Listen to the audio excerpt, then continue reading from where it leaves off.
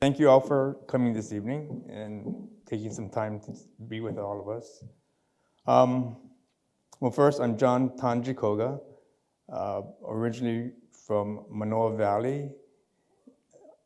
On Lo'i and Kano Street is where I grew up, and I currently have been on the island of Hawaii, living in Kamuela, Waimea, in the moku of Waikoikoi, which is on the border of Hamakua and Waimea. That's where my current studio is. You want me to share about my practices or my relationship with Satoru? Let's first go through your slides Sure. and talk a little bit about your own practice. Boy, my practice.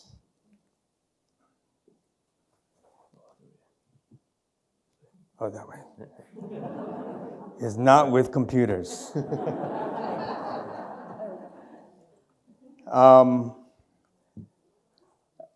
At a certain point, after graduating from the university, and we used to have really great art critics for the newspapers, and they would start coining John Koga as a environmental installation artist, and it started to really bother me. I'm like, I don't want to be stuck in one area, and so I shifted dramatically, and I just thought I'd do some small prints, and these are lino cuts, and that's kind of where I shifted my energy, and maybe that whole thought, I didn't want to be coined into one thing as a career in art. So that's how these series came up. This, my tongue in the flower. Well, we had this place called the Contemporary Art Museum once in a blue moon ago. And one of the founders, Thurston Twigsmith, kind of gifted a desert rose plant to the area where we lived. I worked and lived at the Contemporary Museum for 20-some years. And so he wanted me to take care. The founder of the Contemporary Museum wanted me to take care of this desert rose, and I was very concerned about it dying. My job, Anyway, I developed this relationship with this desert rose plant, and I did a whole series of me loving it. The one on the other side is just, I just had fun making lino cuts and all that. So this is my current, it's actually, I'm in transition right now. This is up in Waimea. My studio is now based in a horse stable, multiple horse stables, and I created a gallery space that I would hope that people would show up and look at my work. As I've always done, I've always tried to find spaces and get people to come and enjoy, and I have other artists in that space with me. So these are somewhat current sculptures, plaster sculptures I think most of you are familiar with, but I start off with a plywood armature and put foam on it and cover it with burlap and plaster. And people do purchase these types of sculptures, but I often cast them in bronze. I'll send them off to Los Angeles and have them created or cast in bronze. Me. With my new camouflage look on the island of Hawaii. Had to fit in somehow. Got to blend in. It's been life-changing. We've been there for 5 years. And one of the early things that I realized is that I had this thought that I had forgotten how to smile and breathe. And when I went there, just being surrounded by so much nature, Mauna Kea and just being grounded gave me this new sense of being and living and being reconnected. And so that's an important part of what that picture's about. That's the working studio and the stable walls. I often start with maquettes. I'll do even small drawings. Most of my work are small drawings, and Katherine and I walked through and Kamran through Satoru's show, and that first entry wall piece are all his tiny sketches. And most of all my work, I think to me that's when most part of the creative process happens, at that moment when I'm drawing. And then after that, it's sort of just process. How do I make that 3D? How do I make it bigger? And so on.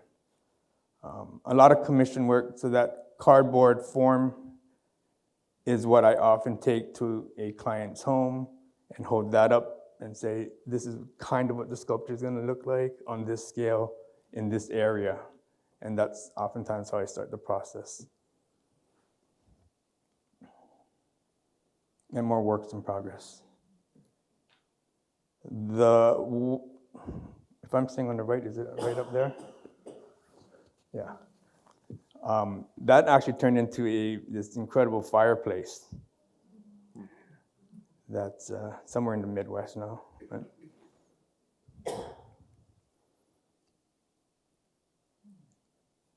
I think I sent this picture out, and I think it was John Wesolowski said, you're illegal, you're not supposed to be standing on the top of the ladder. I'll take that down. So yeah, that's my working way, and I have to find ways. For me, it's problem solving, how to make a sculpture that's on just that small base, and then how am I going to ship it? So it's that whole process of how I do it all by myself too, so creating that whole process. But working at the Contemporary Museum helped me to problem solve all those kinds of issues. More of the studio work. How am I doing on time? 4 minutes. Me learning how to paint. Painting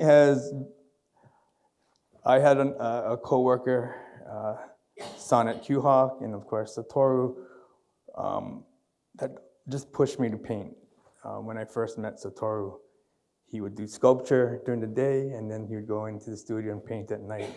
And I said, oh, that's a pretty cool practice. So I started painting slowly, and eventually my ego said, go bigger, go bigger, go bigger, with my camouflage and more paintings. I naturally paint with this airy brushstroke that Tadashi certainly was known for, and Satoru.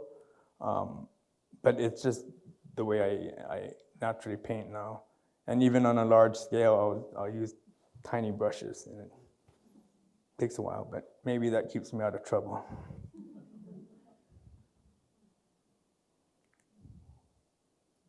That is a painting that I did for Halekulani. I was blessed with this commission. It's 12 feet by 6 feet, but it's the other way. So I oftentimes had to lay down to figure out how to paint that because I didn't have a space large enough or to go upwards. And the study is off to the right, sideways.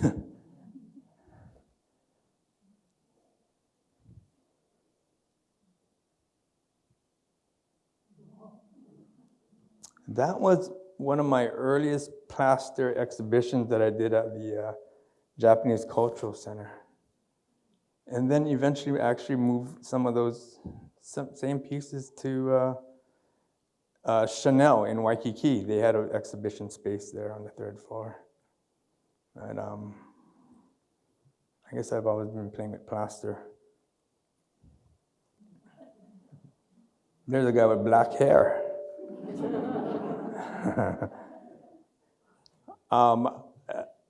a part of my career I was cutting rocks and putting them back together because I wanted to live with stones in my home, and how do I move a large stone and live with it within my space.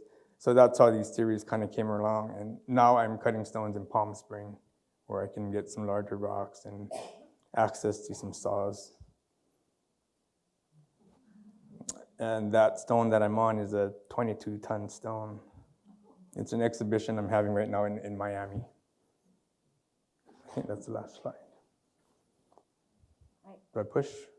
Yes, you can go to the.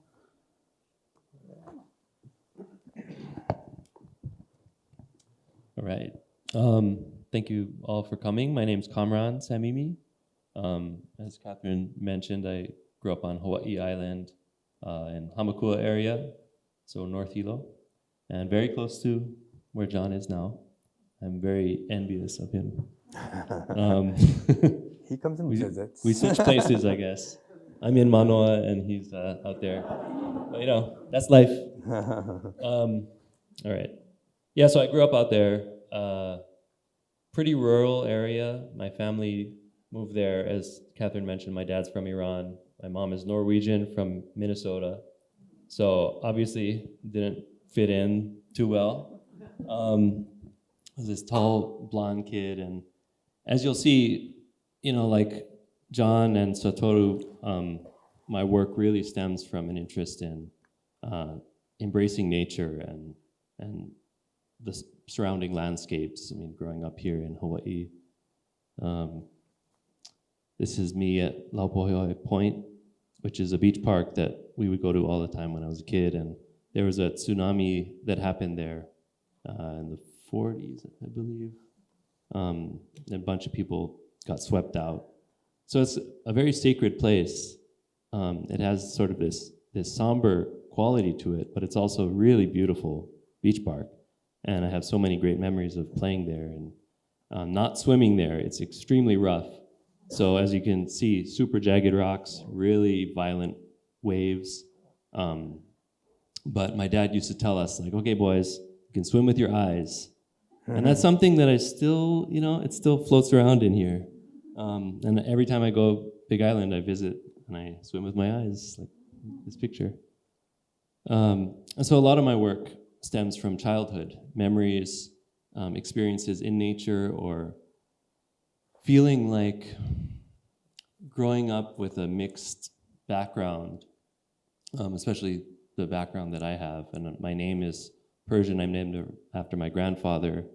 And you know, nobody can pronounce my name, and nobody knows where Iran is.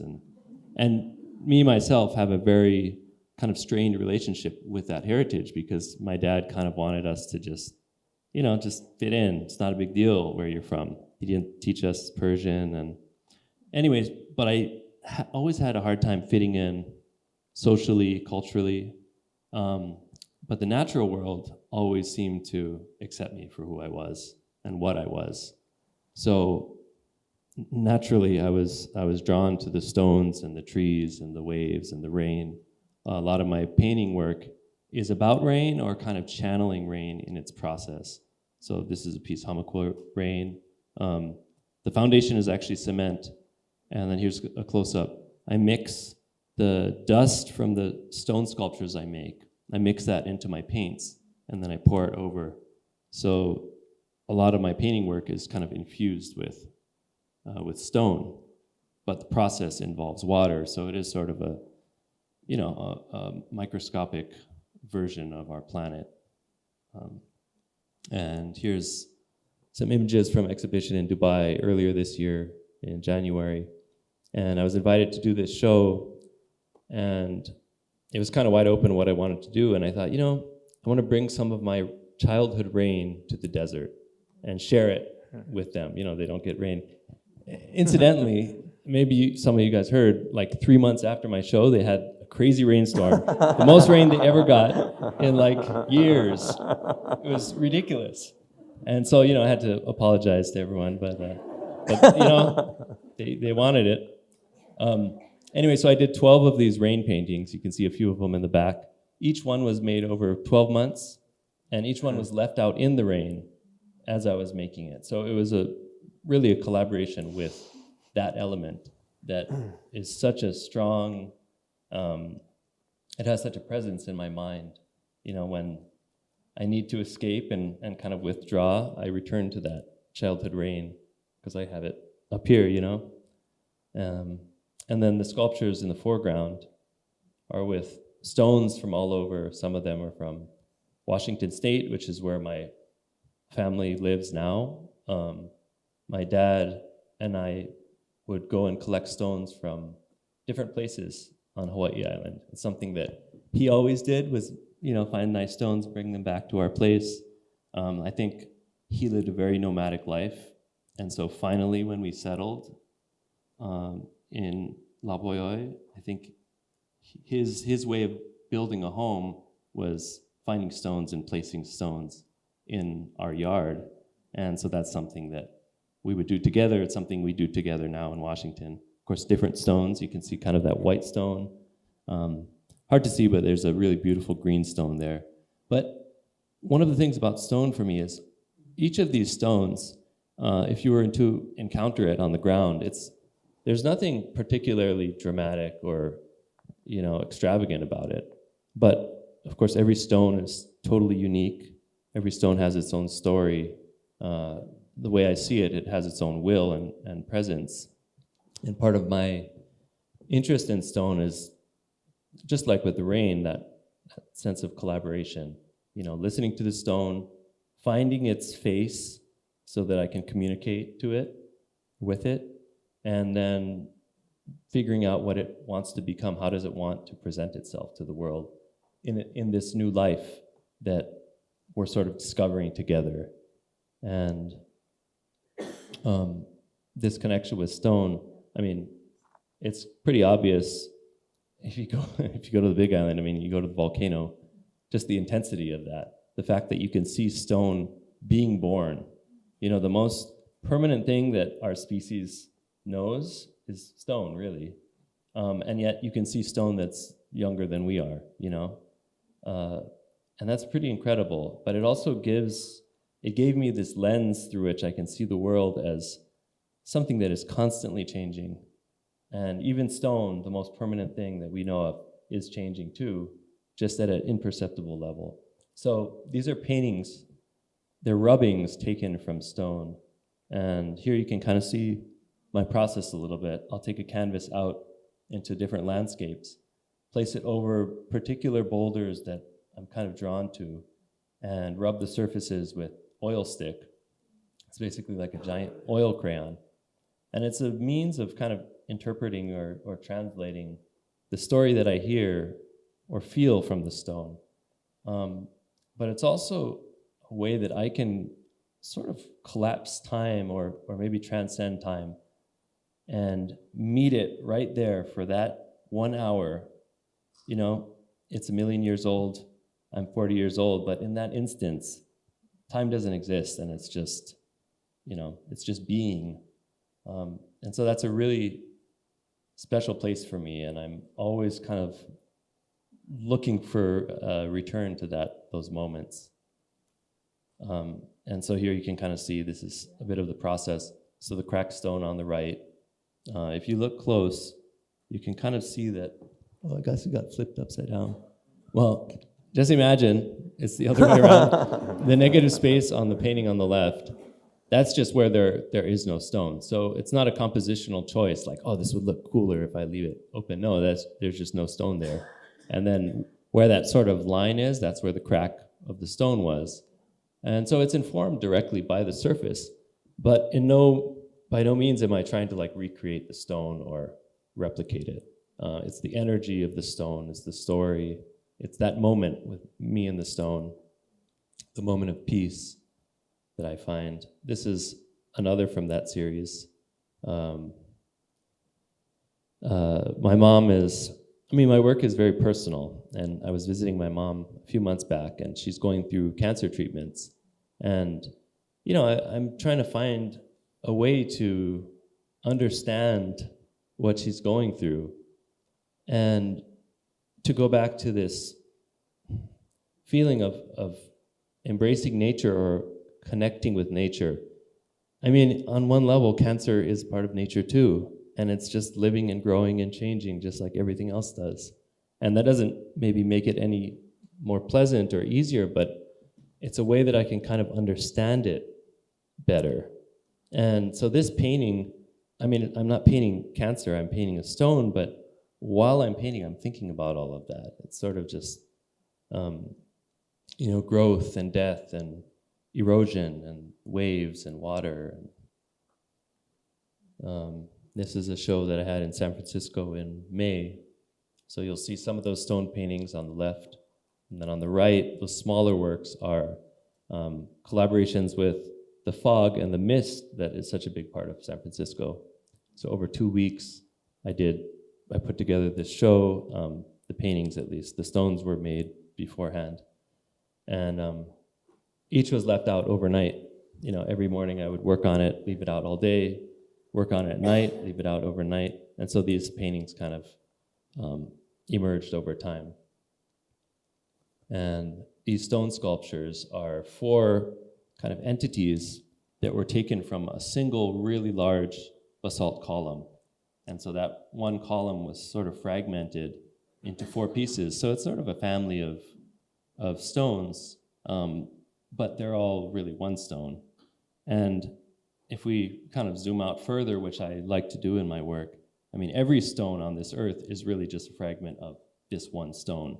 And we're also part of that one stone too, So it's that interconnection that I'm really interested in working from.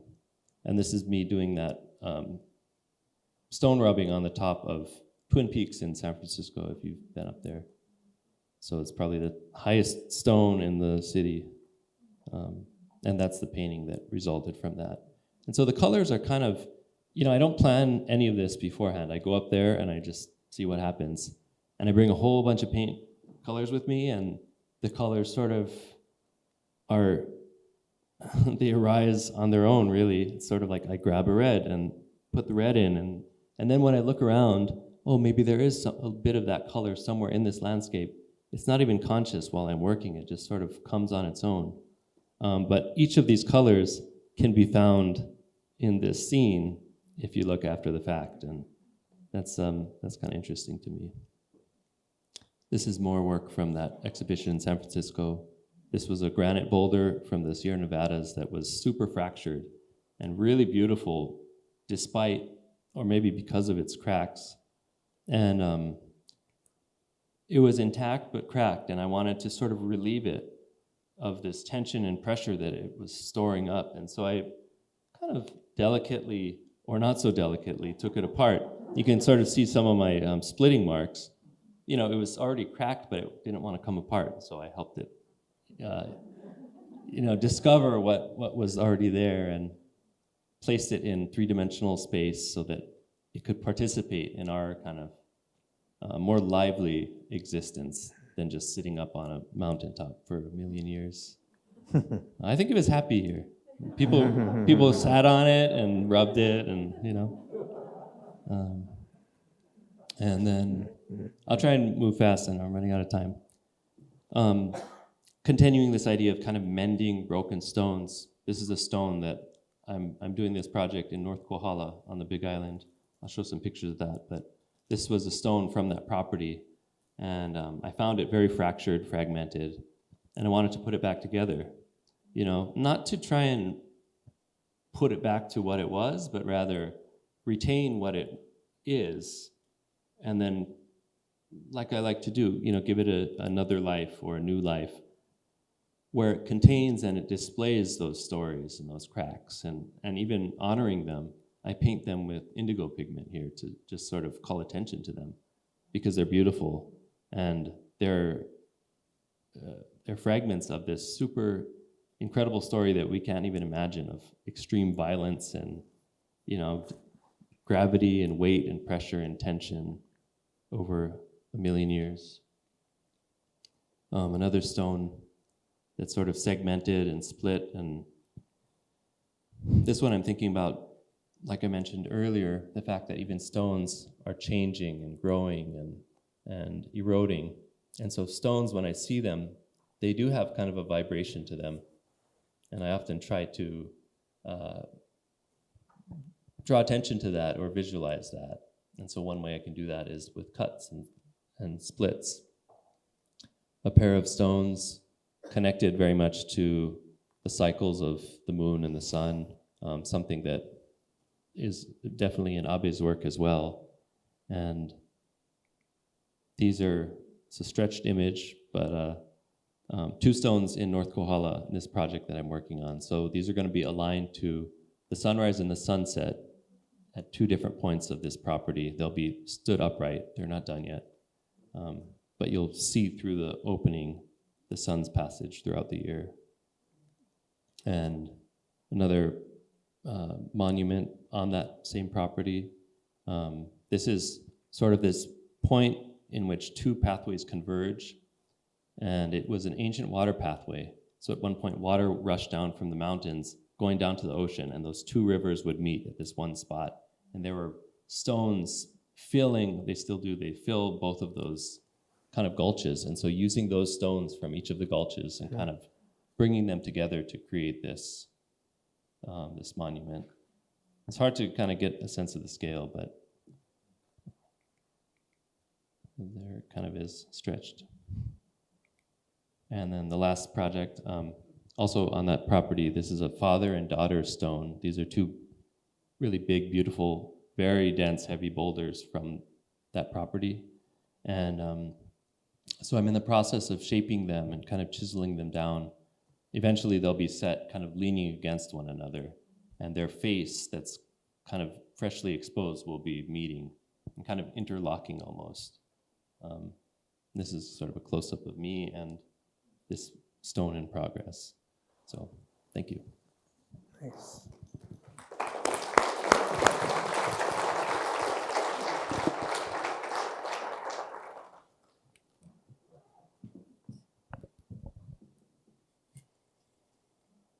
I think I'm supposed to start this. Oops. Down below. Great. Well, thank you so much, both of you, for sharing some of your own artwork. But let's get into our conversation now, talking about Satoru Abe.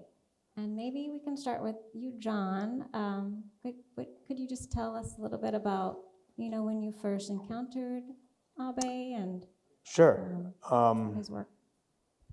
While I was in art school at the University of Hawaii, someone had mentioned that, if you're going to go into art and you're based in Hawaii, you should really work at the State Foundation in Culture and the Arts, just so you understand a little bit more of the history. And I said, history? I didn't even think about that, right? And so I did, and I worked in art and their relocation or art in public places, and I was helping install art throughout the state, their state buildings.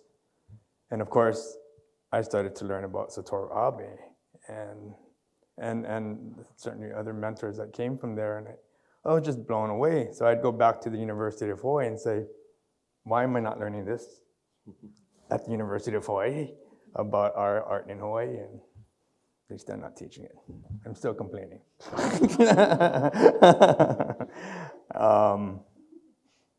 And so from that time period, I at that point in time, I had a girlfriend and eventually a wife that she worked as a civilian for the Coast Guard. And she came home one day and said, hey, I have a coworker that her father does art. Do you want to meet him? And I said, sure. Who's that? Satoru Abe. I'm like, what?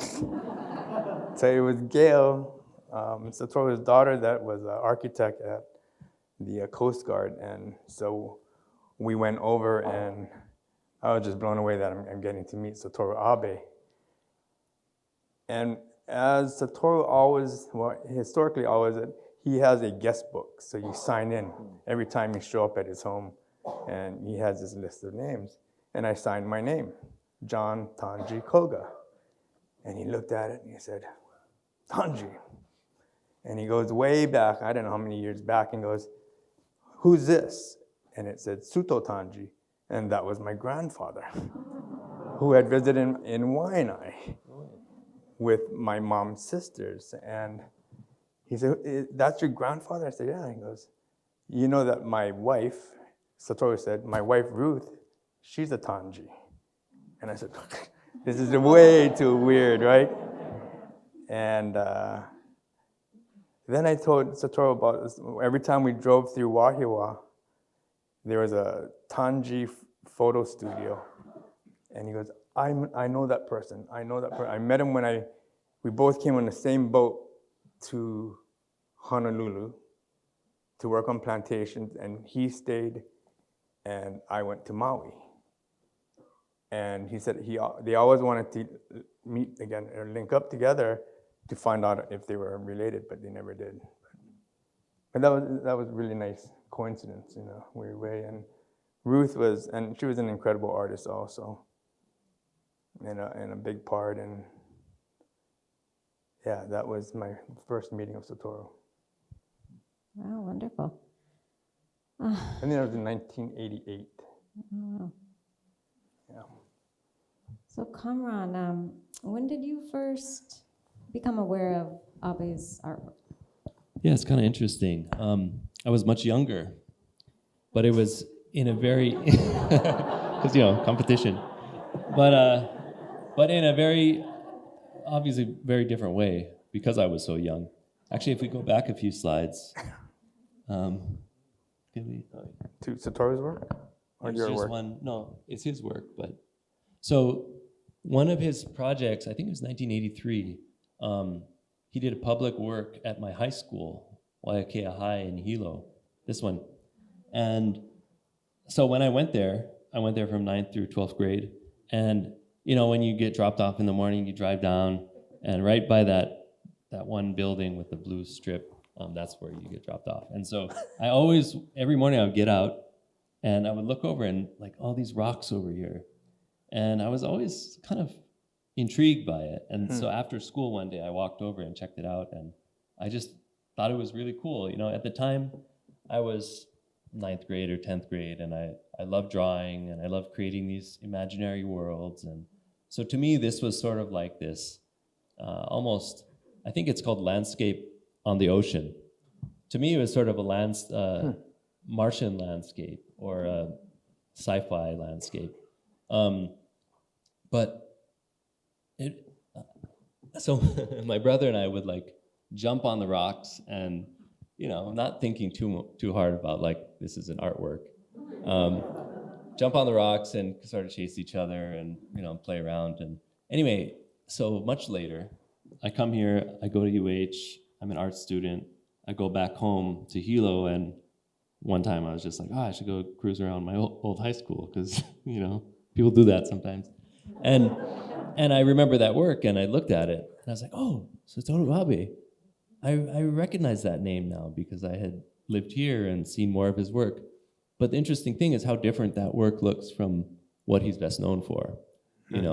It's these stones that are placed very intentionally, but much more organically than his, metal sculpture or his paintings or drawings or prints. So that was my introduction to his work. And then several more times throughout my life, I would see, living here in Honolulu, more of his work, and it's like, oh, that's also by Satoru Abe. At the convention center, when I still lived on Big Island, we went there once for some event, and I saw his work up in that pond, and I was really intrigued. And in doing my BFA, I was a printmaking student, so I was very into flat images and layering, and so a lot of his work really stood out to me.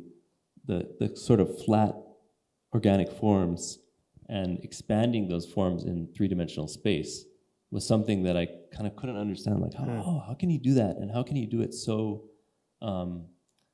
organically, but also so authentically? They're very reduced and distilled and abstracted, and yet they feel very natural. And so I've always really appreciated that about his work. Thank you. So John, coming back to you, you've had a long relationship with Satoru, but how did getting to know him, looking at his work, did that change your own art practice? I mean, what did you draw from him, like specifically? He really, really, really became a really good friend. It was like talking to a peer. And we talked about life more than art. You would observe what he did the day before, the night before, and it's like, God, this guy doesn't stop. It was exhausting just to see that, but inspiring. And so as far as his commitment and time, there was a learning curve for me with that, as far as his wife Ruth worked and he did art. I worked, my wife worked, and then I had to find time to do art. So that was a constant conversation I would have, and he'd say, well, you don't need to sleep. Just go and do it, And so that became part of our life. I mean, again, I often tell people you should talk to my wife when she held down she took care of the family and in those times, but it was a commitment that he supported me right through when I had a full-time job, and he said, just keep doing it. Otherwise, it could have been easy just to stop. Yeah. So really like that work ethic. Yeah, and then, I mean, as far as nature and influence and all of that, I think it's just, we're all influenced by that. Right. Just sharing one thing, I remember you telling me, John, when I was complaining about not having time to work, so just do it for 5 minutes. Yes, it's true. Just 5 minutes makes, every day makes a difference. So is that something that maybe I wasn't always focused at work, but I was thinking about art. So when I did have that 5 minutes, it worked. It all came out. And it's really life lessons I've learned from Satoru. I mean, his wife fell ill and was in a wheelchair, and his love and taking care of her, and that commitment, like he's committed to art, it was so beautiful. And just to see that in life is profound, So I think for myself it was life learning skills, and art was always just a part of it, and certainly I would get influenced by his different works, but at the same time, it was hard to keep up with him, even now. But we had fun together, and I would kind of go out on a limb and say, hey, do you want to collaborate on a sculpture or this for the museum? I'm going to do a bench. And he said, sure, I'll do that for you. So, we would collaborate on different pieces for different events and things. And that was nice to work together. Yeah. So I know that you are both inspired by nature, as you've explained. And Satoru, of course, is very inspired by nature. And he has, recurring motifs, themes, designs that he sort of returns to again and again and explores them in many different forms. John, you mentioned that collage of his early drawings, from 56 to 66 that begins the exhibition. Are there similar forms drawn from nature that you return to again and again as well? It's sort of in the same way, or? I think for a while, yeah, I was often poking fun of myself in different subject matters. So it was me. It was all about me. No. And then, the tree forms, Kamran eloquently talked about these push and pulls of the rocks and stones. I did these bronze figures. I don't think I put any bronze figures in here of me holding stones and balancing life. So it was always, and it was probably I was working and I was trying to find a balance. So it was a constant battle of how to, and it came out in art forms, I suppose. in that balance of life. And reoccurring, yeah, I guess there is. I don't step far enough back to look at my work that way, I think. Do you see anything reoccurring? Yes. Well, I see these very lyrical shapes, very kind of soft, rounded forms, very much repeating throughout your work. And I would say those are more recent in time. Certainly now, those more voluptuous, it's this hand memory feeling of these forms, and it may go back to stones that I've loved to touch and things like that, but to these big plaster forms, that's where I'm at, currently. But I don't know. I guess my paintings do those same curves also. Sensual, yeah. The sexy parts of nature. Yeah.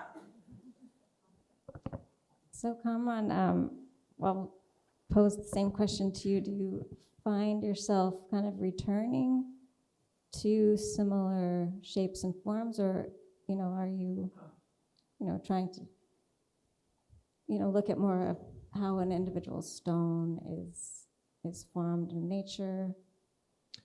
Yeah, I would say I try. I don't know if try is the right word. I don't really do that, and I think it's because I want so much for a stone, for example. I want so much for the stone to express itself and be what it is. I don't want to shape it a certain way, make it to something that I have in here that I want to get out. It's more about respecting what it is and meeting it and kind of facilitating that transformation that it undergoes.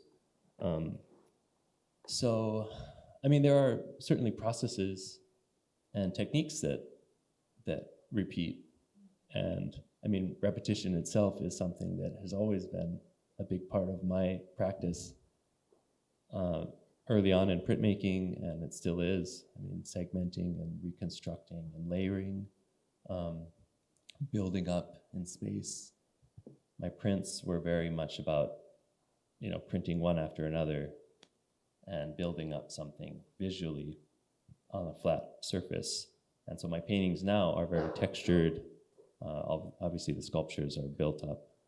But in a way, that kind of goes back to what I was saying too about my interest in layering with Satoru's work, is that repetition and these layers in space.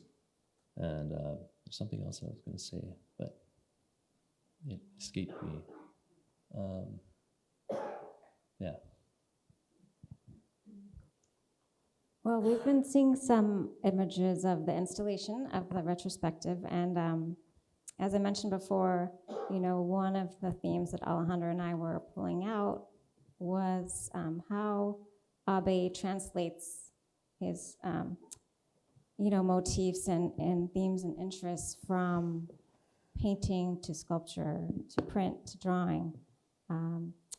So I'm wondering, how do you, let's go with John, how do you think about the relationship between your two-dimensional work and your three-dimensional work? Do you find them, do you work simultaneously as well, as Abe did through much of his career, painting and sculpting, or?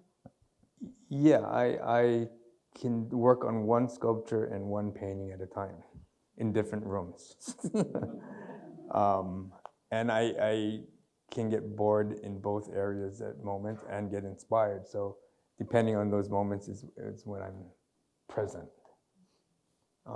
And most of these ideas start off again. I do work a lot in my sketchbooks, For all you collectors, I think my sketchbook is the real money. The real ideas, no. But so starting with those ideas, then I again expand and test and play with a smaller painting, then I go bigger, and or sculpture, same thing. But it takes two different mindsets. I can't do it necessarily at the same time, but at different times of day I can. Yeah, I guess so. I didn't really answer it. How about you, Kamran? Do you work simultaneously? Yeah, that's so interesting. I do. My studio environment is, compared to John's kind of setup, very chaotic. I have probably 10 different things going on at once. And they're not all out like in the middle of it, but I really move between projects or pieces. I mean, they're not even like, I don't see them that way. It's just this rock that I'm getting to know. I don't think about it as an artwork or a sculpture until it's done. Then I go, oh, I guess this is art. But while I'm working on it, it's just me and a rock, you know? And that's what I do it for, is that moment. The rest is an artifact. So when I'm working on, a stone or a painting or whatever it is, I'll kind of get to a point often with the work, and then it sort of stops speaking to me, or it becomes quiet, or I become quiet, and it's like, okay, I don't know what else to do here. I'm not going to force anything. I'm just going to put it aside. Maybe where I can still see it, in the corner or something, but then I'll go work on this because I have all these different things kind of in process. And what I find is that those works speak to each other, even when I'm not there. And so when I come back into the studio space, there's conversations happening. And so I look around and I can kind of like get a glimpse of them or hear a little bit. So the stone will teach me how to continue with the painting, and the painting will teach me how to work the stone and the wood, and they all kind of connect with each other. So I don't really see a separation between painting and sculpture. It's kind of just all work, and then the work has, the output is different. But the process is not super different to me. Painting is more immediate and more direct and faster. As sculptors know, it's a process, and you have to consider all these things. There's sort of a disconnection almost, because you have to have safety and tools, and cutting a stone takes forever, so you can't just go like this. I walk into the kitchen and tell my wife, painting is so fucking hard. And then the next day I'm going, sculpture is so freaking hard. Well, I didn't say it's easy. It's not easy, but yeah. The frustrations that, you're problem solving through the whole process. So. Yeah. Anyway, sorry. I interrupted.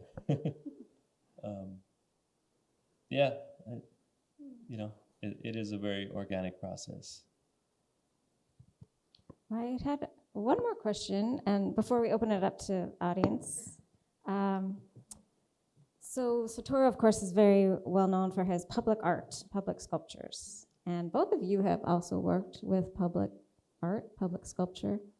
Wondering if you could just share a little bit about how, how it's different creating a public art sculpture as opposed to your work that you do for private commissions or for exhibitions, or? Well, the private and or public would be you're working with a committee or you're working with a client, and they have seen your work in different ways, and so you start off with conversation. What do you envision? Because they're paying you at the end of the day. So what do you envision, and how do we move together, and what in scale? And that's oftentimes, like I in the slide I had that cardboard cutout. We had started off with a basic idea. I think that was for Kona Village. And so, you go to site and you hold up a piece of cardboard and you say, can you envision, this in bronze, and, with a little motto and things like that, without full commitment, but you're sharing conversation. And did Satoru ever give you tips on, how to approach those types of projects? His approach is so, I guess he did in particular ways, but he had such a great working system with other like a company, a metal fabrication company, and how he worked with clients, and he has all his maquettes. So people can come in, can I have that, but that big, you know, or, which is, business-wise, it's a really sweet way to work for him. And I certainly admired parts of how that system can work. And yeah, it's still a learning curve. Every project is different, every client's different. It's nice to make something you are passionate about at the beginning for yourself, and someone goes, I want it.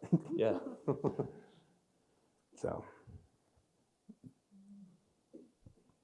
Kamran, did you have anything you wanted to add? Yeah, yeah. I mean, as John just said, like that's the ideal: is you make the work for yourself, and then people happen to want that work, whether they want it or not. It almost doesn't matter because you make it for yourself, and so it's just a bonus. But and that is so, in my experience, and I've been very grateful to have really good experiences working on commissions and public works. But it is a very different process because you're not just making what you want to make. You're not just experimenting and seeing what happens. There are many different interests involved. And, you know, I think about this sometimes, kind of an unpopular thing to say, but Richard Serra said that there's no such thing as art by committee, because if there's a committee involved, it's not art, you know? And I think about that because it's like, yeah, I get it. And I agree with that to a certain extent. But that's also a very privileged thing to say that, you know, I don't have to make art by committee. I just make what I want, and everyone. I think he said that after he was successful. Yeah, exactly. So he could he could afford to say it. I don't know. I'm sure. But yeah, you know, it's a different challenge. But fortunately, yeah, I've had really good experiences working with people, and hopefully, if they ask to work with you, they like what you do and they like your process and your practice. So it's organic. Yeah. Great. Well, should we open it up to questions from the audience? Anybody? That is actually a question for both of you, but since I know John better, just to see Kamran for the first time, what we're seeing here of your work are things that work. John, you mentioned several times that making art is a process, it's problem solving. What percentage of your work doesn't ever work? And you just have to put it aside. I remember long time ago, somebody told me that if you're a potter, if you get 1 out of 10 pieces that are successful, you should feel good. Can you comment on that? Yeah, I've broken a number of pieces. I've thrown out a lot of pieces. I've learned not to throw that many out and call some people that might want them. I've been blessed with a beautiful, thoughtful, minimalist wife that doesn't like clutter, so that helps me to understand, you know, because I can keep producing and everything has potential, and that's an issue.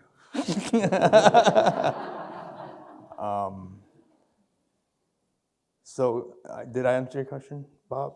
My high school art teacher. Oh. Bob Badham. That's awesome. Thank you. Yeah, totally. A lot similarities. I always say if I wasn't an artist, I would be a minimalist, but I'm definitely not a minimalist. And I don't have a minimalist wife to kind of keep me in line, so there's a lot of stuff in my studio. No, but it sort of is, like John said, every piece has potential, and so, yeah, there's tons of failures, but to me, a failure is never like, oh, that's it, it's done, I lost that one. It's sort of like, oh, okay, what isn't right about it? And can I make it right? And maybe it takes 10 years. And I've had a number of pieces that I've been working on for years and years, and they're still not quite right.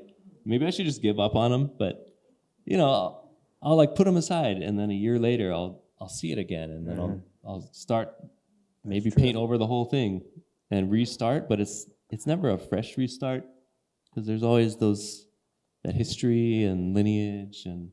Yeah, I've realized. I mean, what you're saying that way, I probably throughout my art career or studio spaces have brought in a dumpster at least 5 different times because everything has cluttered my brain because there's so much potential and everything in there. I mean, I need space, and I get a fresh start. And as of right now, up in my studio, I'm knocked down the walls and all the stables, and I'm rebuilding it just because I started to feel cluttered again. And now I'm having this fresh start. I'm very excited. So I think that's a real healthy thing to do. it's hard. Yeah, hard to let go and. Ego is all there. I'm throwing it and trying to catch it at the same time. Like, oh, wait.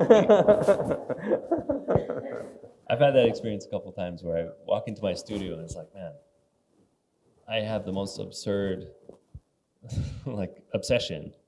You know, it doesn't feel like a job. It's sort of like this thing that I do all day, every day, and I love it, but it's super difficult too.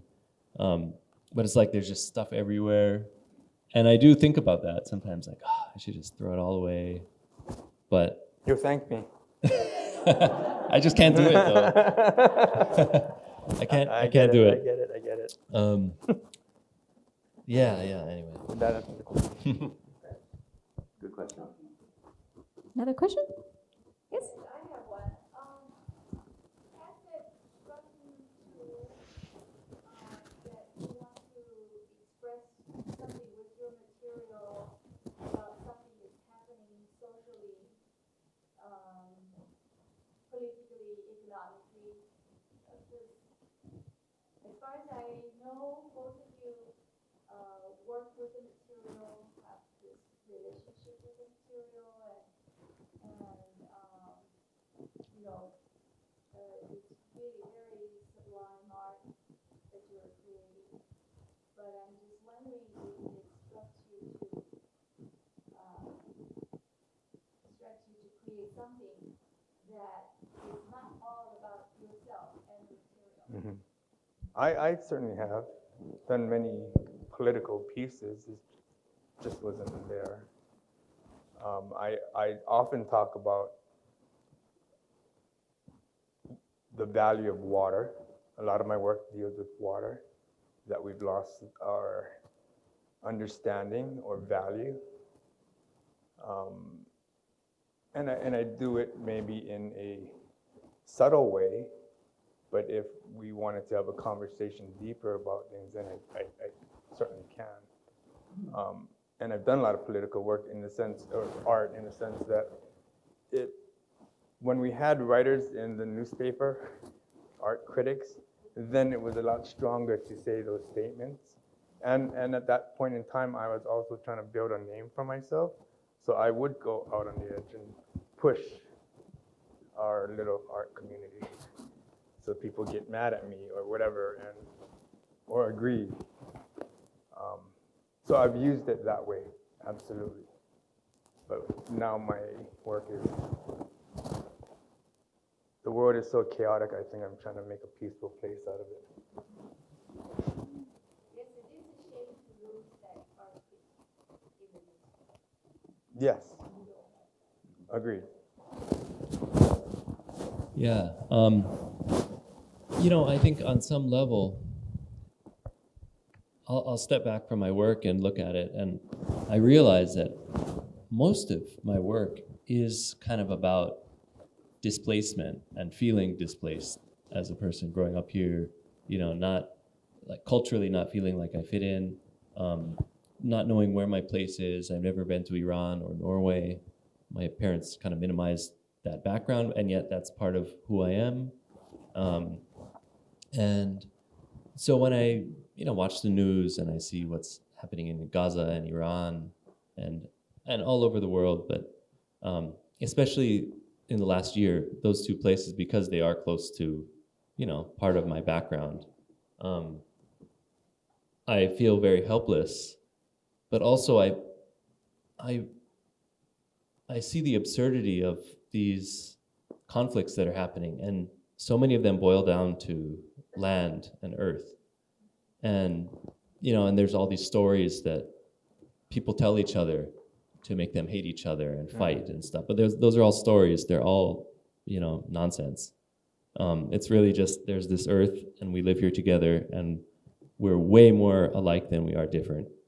And so maybe it's idealistic and kind of naive, but I think a lot of my work is sort of like, let's remember how similar we are. Let's remember what we have in common. Well, the most basic thing is this planet. And a fragment of this planet is every stone that I work with. And so by working with that material, I'm in a very implicit way, because it's not obvious, I'm hoping to remind each other that we're really all the same. We really all want the same things. So let's forget these stories and just, again, naive, idealistic, but let's just like live in peace and care for each other and help each other. And I think Hawaii is much better at doing that than maybe many other places, because it is such a mixed society here. And so perhaps that's more familiar to us here, but still, yeah. Thank you. Right, it sounds like we have time for one more question. Good evening. As a lifelong fan of nature, I've always tried to incorporate it within my own life. Also, as someone with a mixed cultural background, I try to also incorporate that within my work. In fact, father being Japanese and father being Turkish, I'm curious to ask each of you to comment on perhaps the convergence of perhaps a cultural identity together with your own love of nature. How does that manifest in your work?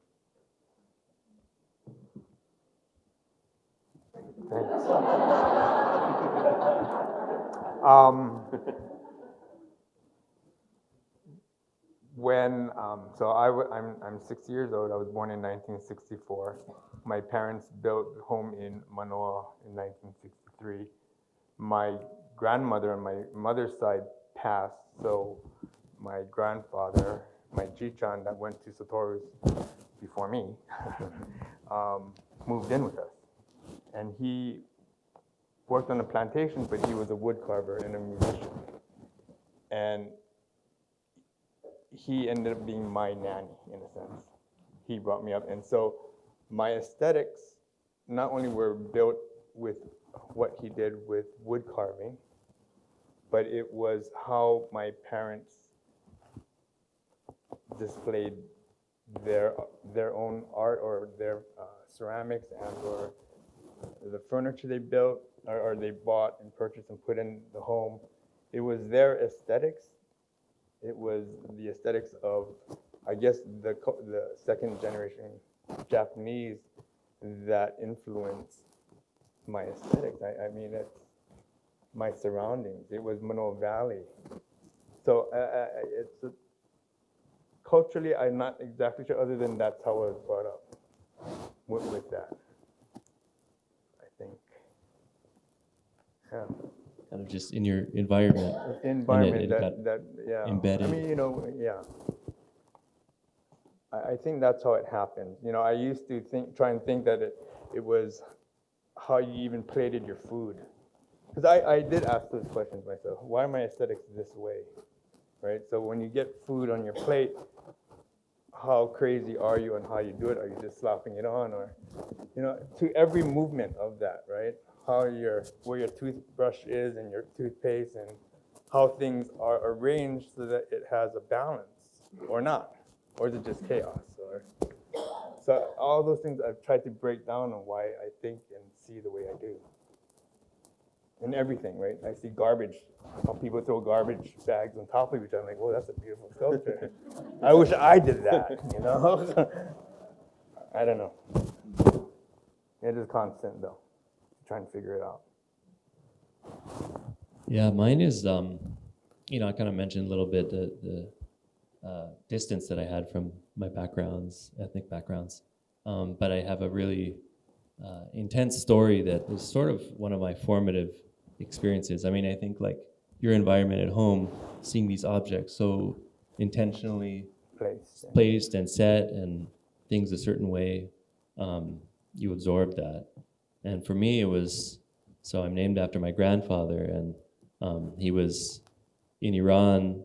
He was during the revolution, which was 1979, before I was born. He was captured and tortured and executed by the government during that time, and I'm named after him. And so when I was born, I was told that story as soon as I can remember.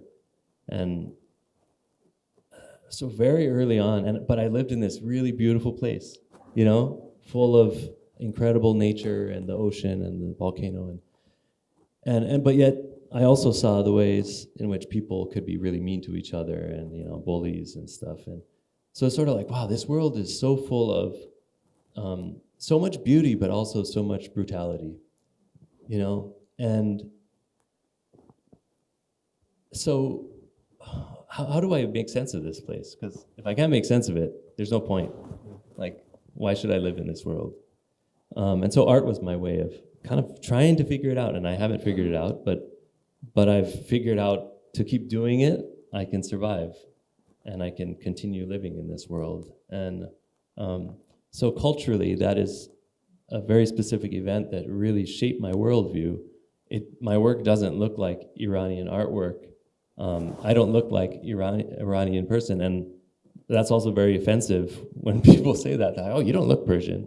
Like, oh, what am I supposed to look like then? You know? Oh, your work doesn't look like Persian. Well, what's it supposed to look like? You know, and they're thinking about like one little slice of, and so it's an ignorant thing, but so I kind of, it's sort of me zooming out and doing that macroscopic view of things. How are we similar? Yeah, culture is important, but I would argue more important than culture is that we're all the same species and we should love each other despite that layer of culture, you know? And so that's kind of where I come from. It's sort of not fitting in culturally, and so I don't avoid it, but I see it from a different perspective maybe, or something, yeah. Well, thank you both so much. I think it's time to wrap it up, and we appreciate it.